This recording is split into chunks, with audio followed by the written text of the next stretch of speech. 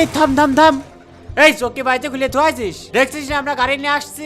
ওই দেখে শুনে যেতে পারিস না? এত তাড়াহুড়ো করে কোন যাচ্ছিস? ভাই তুই কিছু মনে করিস না, আমি একটু ঝামেলার ভিতরে আছি। এখন আমি পুলিশের কাছে যাচ্ছি। দেখি আমার একটু রাস্তা দে। এই দাঁড়া দাঁড়া দাঁড়া, কি হইলো? পুলিশের কাছে যাচ্ছিস মানে কি হয়েছে? শোন ভাই, আমি গত 5 বছর ঢাকা শহরে রিক্সা চালাইয়ে আমি বাড়িতে টাকা পাঠাইছি। আর আমি বাড়িতে এসে দেখলাম তুই যে এত বড় পুকুর করেছিস, এত মাটি তুলেছিস, এই পুকুর আমি ভরাট করব কি দিয়ে? আমি বাড়ি করেছি, তোমার জন্য পিছনে পর্যাপ্ত পরিমাণ জায়গা রাখিছি।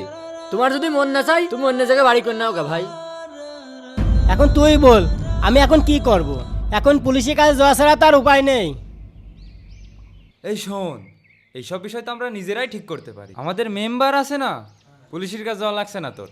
মেম্বারের কাছে বলে সব ঠিক করা যাবে না। আর তাছাড়া তার তো কাজই সমাজের সেবা করা, কিন্তু শর্ত একটা, 40,000 টাকা লাগবে। আরে টাকা 40,000 যাই যাক, এতে আমার সমস্যা নেই, কিন্তু সালিশ আমার পক্ষে হওয়া লাগবে।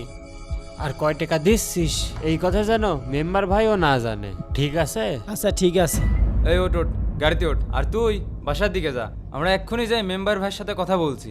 কথাটা মনে রাখিস কিন্তু।